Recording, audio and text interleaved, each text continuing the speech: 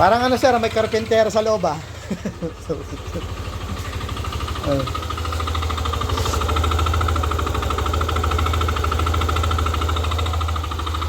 Yun, no, maingay nga mga bossing. Positive.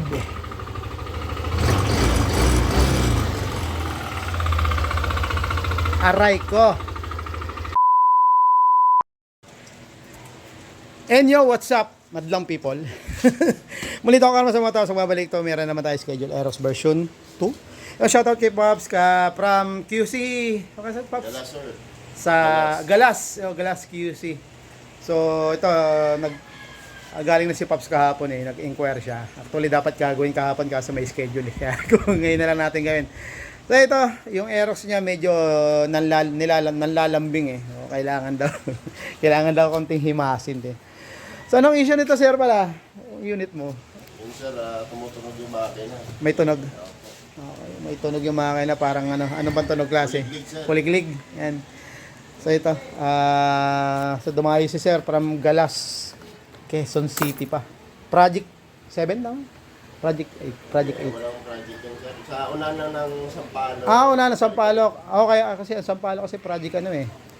Tawag dito. Basta doon na yun, nakalimutan mo na. Basta QC. Ito, dinadala sa atin yung Aerox ni sir kasi nga medyo maingay. Pakinggan natin yung tunog. Oh my God.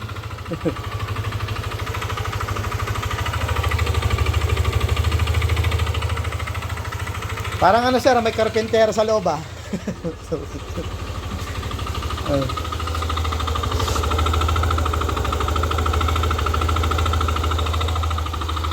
Yun, no, maingay nga mga bossing. Positive.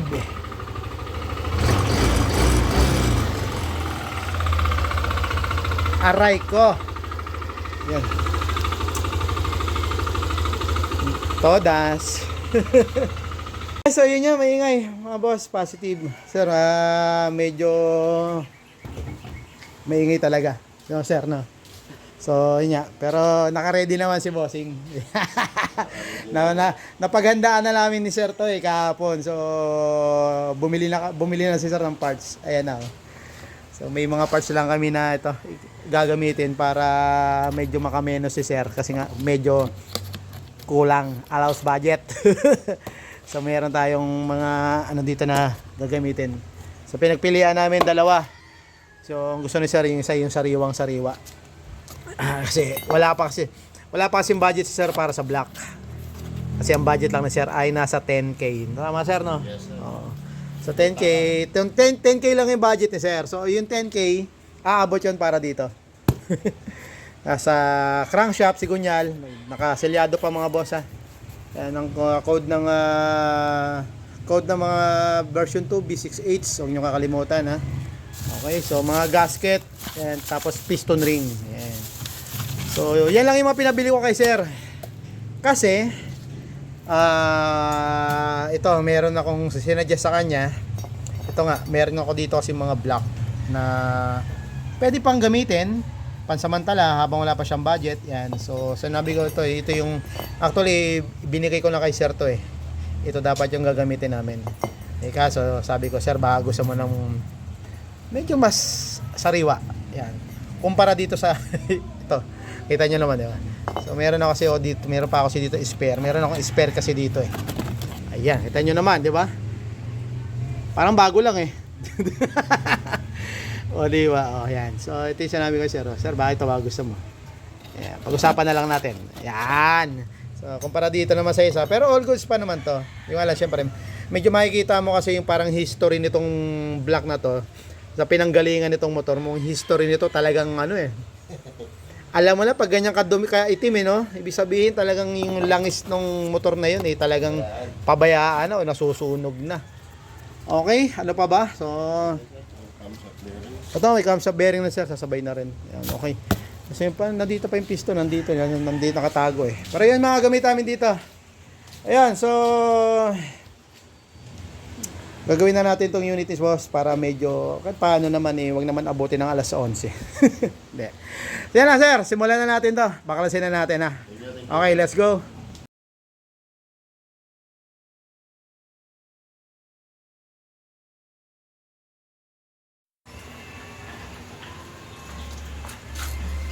Okay, so nabaklasan natin yung mga kaha. Hindi ko na napakita ng buo yung pagbabaklas ng kaha mga boss kasi medyo matagal talaga. So ito, hugutin na natin yung makina. Ayan. Diba? Isang kamay lang. Ganun lang kasimple. Hugutin natin isang kamay. Medyo mabigat. Ako kasi yan. Tapos natin ng konti yung gulong. Medyo may baso kasi kaya medyo nakaipit.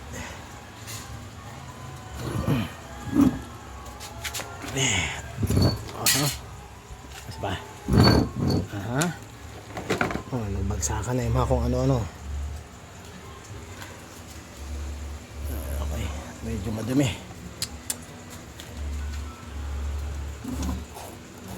Okay. Walang na.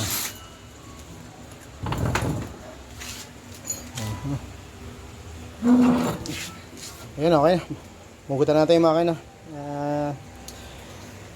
Baklasin lang natin yung ibabaw tapos bago natin biyakin. Check muna natin lahat. Ibabaw muna, block tapos cylinder head. Tapos yung magneto. Tapos check natin yung crank. Alright, HG. Okay mga bossing, parts out tayo. Baka naghanap yung pyesa. Parts out. Joke lang. Ito na box na ano. Nabaklas ko na yung mga ibang mga parts nito, yung cylinder head, yung block. So pasilip ko na lang sa inyo kung ano yung mga naging tama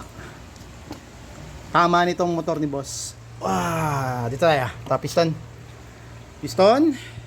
kita nyo, okay naman diba, parang wala naman tama yung piston. Ay joke, meron pala. Meron pala, ayun, kita nyo. Wow, puro gas. Ayun, oh. Yan, puro gas. Tapos yung block nya ganun din. Kita nyo. Tayo sa medyo okay, yung hindi nagre-reflect kasi pagpasensya nyo na. Hanap tayo ng magandang posisyon. Nagre-reflect. Ay, tayo yan. Gas din.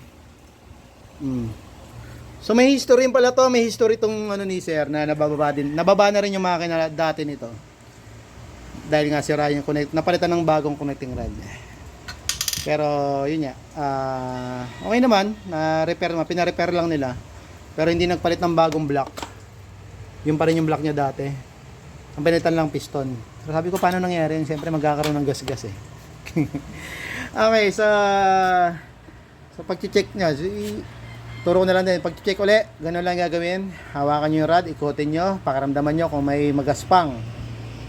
Kung may sumasabit sa kamay, dapat smooth lang. So pag may naramdaman kayong parang rough road, ganun, magaspang yung ikot, yan, dito sa connecting rod.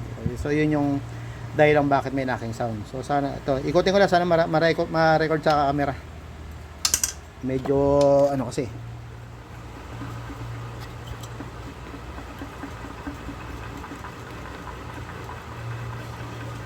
Rinig nyo? Ayan.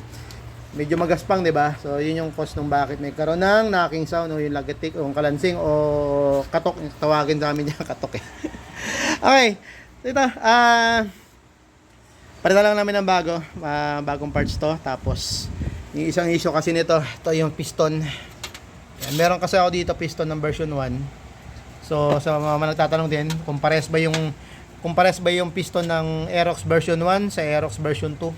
So, meron silang kahawig o parehas, merong hindi. So, parehas sila sa diameter, size, parehas sila. Yung size, pati yung pagkakagawa ng mismo ng piston. Ang pinagkaiba lang nila yung yung valve pocket. Kita niyo yung valve pocket nito, kumpara dito, ito intake, ito sa kabila. Medyo malaki lang yung pocket ng valve pocket ng version 2. So, dahil wala kami makuha ng parts ngayon dahil linggo. At tumawag na rin ako sa ating mga supplier, walang available. So, ang gagawin natin, i-re-profile na lang natin itong piston. Gagayahin natin yung valve pocket nitong version 2 na piston.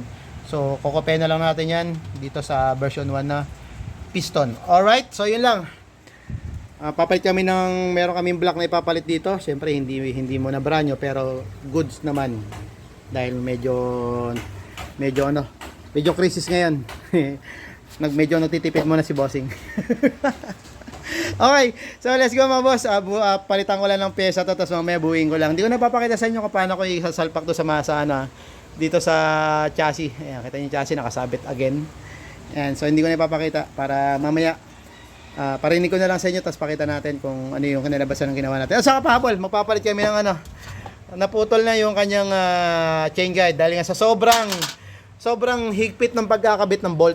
Kasabay yung bolt ng ano, ito yung bolt ng camshaft, ito yung gear, kita nyo, sprocket gear, camshaft, ito yung camshaft oh. Sobrang higpit, grabe yung nagkabit nito kasi nababa dati, sobrang higpit. So ginamitan ko na ng impact, so yun nga, na-impact tuloy na-impact tuloy yung ano, yung chain guide tol po, pero naka-release yun ha, hindi siya nakalock kasi pag magbabaklas ka kasi dapat ng pagluluwagan mo sana yung bolt ng ano, ng camshaft, dapat luluwagan mo muna yung timing chain, yung chain ilulus mo muna. So nakalus naman kasi talaga sobrang tigas, so yun, naputol tuloy sobrang tigas ng pagkakahigpit ng bolt ng camshaft bolt o yung camshaft sprocket bolt.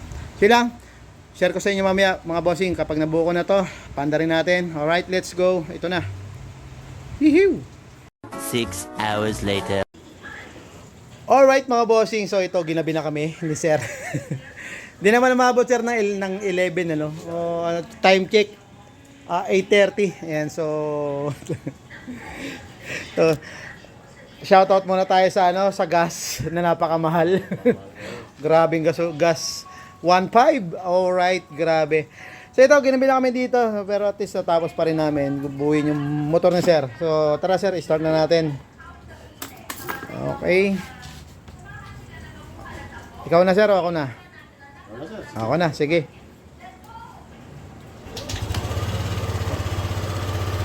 Alright, let's go. Ito na yung tunog ng motor ni Bossing. Wait lang. Okay. Okay. Ito na mga sir, nabuo na, umandar na. So yun nga, yung kanina pinakita ko sa inyo yung issue nito. Yun nga, yung crank. Tapos sinabay na rin namin palit ng camshaft bearing kasi nga medyo magaspang na rin yung tunog niya. So, pakinggan nyo maigi. Okay. Ikumpara natin doon sa una bago natin gawin. So ito yung video ng motor ni sir bago natin simulan. Oh my god.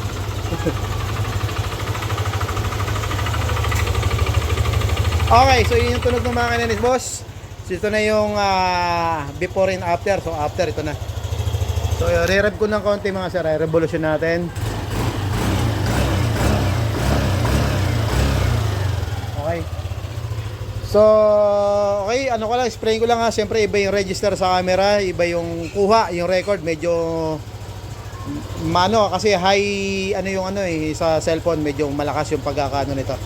Yung register ha, pero sa actual na video, actual na pandinig natin, iba yung tunog, medyo tahimik kumpara pag nasa record na sa cellphone, medyo mas malakas. Okay? Ano sir, anong masasabi mo sa ginawa natin? Dito ka sir, halika, lapit ka dito. Thank you rin sa iyo sir, may freebies. Malaking bagay. So, para man sir from Quezon City sa may Galas. Galas, okay. Ano sir, kumusta naman yung unit natin? Okay naman para sa'yo? Recommended. Okay. So, ano to? Patunay. Buhay na patunay. Wala pa na dyan, ano? Sir, ba may gusto ka shoutout mo na? Shoutout mo. Shoutout lang sa inutangan ko sa agency para mapagawalan ito. Tapos sa mga ka-pipeline ko. Okay. Ayan. Sir, thank you ha. Salamat sa pagdahil dito sa amin sa Moto House. Alright, so okay na. All good sa unit ni Bossing. So, pwede na siyang umuwi. May previous pa na gas. Nagasol. Dahil lang. Alright, so muli ito, kalman dito sa Moto, sa mga mag-i-inquire at magpapagawa sa amin. Huwag po kayo maya mag-chat. Pag hindi namin kayo ma-replyan sa YouTube channel namin, hanapin nyo na lang sa Facebook, Moto House sa Facebook. So ang profile natin doon may isang Shih Tzu na nandoon sa profile natin, tapos mga parts ng motor. So yun yung profile natin sa sa FB. Sa mga naghahanap pag gustong magtanong. Alright, let's G. God bless sa atin lahat. Uwi na si Bossing, gabi na.